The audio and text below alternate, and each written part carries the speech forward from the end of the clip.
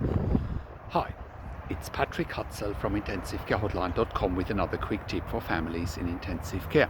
So in my last quick tip I talked about a client that was in ICU with ARDS after COVID infection, and the client ended up prone and then was doing very poorly despite being prone, despite being on epoprostenol/Flolan nebulizers, despite being on standard therapy for ARDS for COVID, which is steroids and remdesivir antiviral medication. So they were doing all the conventional things that that they were meant to do for someone with COVID ARDS, and with FiO2s going up on the ventilator up to 100%, with PEEP levels going up to levels to 15. So what the intensive care team was missing was suggesting to the family or offering to the family that ECMO is also an option if proning doesn't work. That never came on the table. So the intensive care team, A, wasn't transparent, and B, was potentially misleading the client's family because they didn't offer everything that is available to them for treatment. So lo and behold, we spoke to the intensive care team, after we made the family aware that ECMO should be offered in a situation like this. So we spoke to the intensive care team. The intensive care team only made excuses for why ECMO wasn't offered. They weren't really excuses that were believable, and it was simply a matter of probably not having enough resources and not wanting to refer the client to another hospital, which is also an option in a situation like this.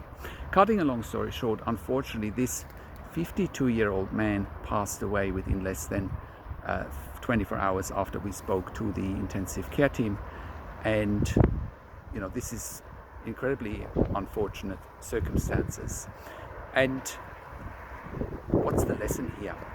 You need to treat intensive care like it is life or death. You need to treat it like life or death from day one. If you don't do your research, you literally can have your loved one die, like it happened in this situation. This is incredibly tragic, but you can't be deliberating whether you need to do your research or you don't, because literally if you don't, it could be a life or death situation, like is showing us over and over again, unfortunately, in those situations.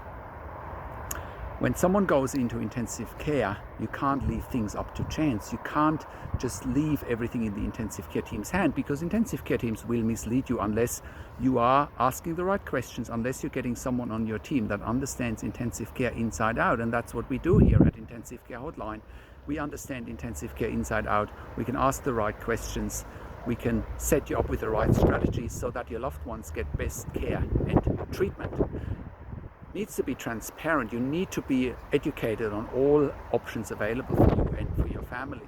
So that is my quick tip for today. You need to start doing your research, and you need to get professional help from day one, especially at the moment with the pandemic.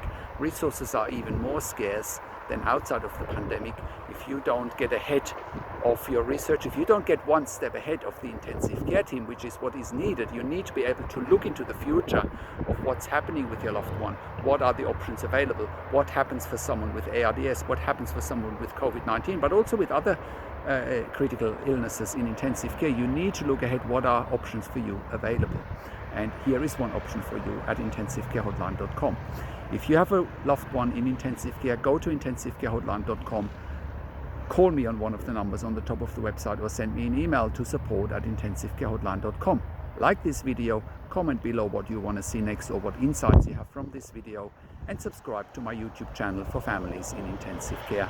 This is Patrick Hutzel from IntensiveCareHotline.com, and I'll talk to you in a few days.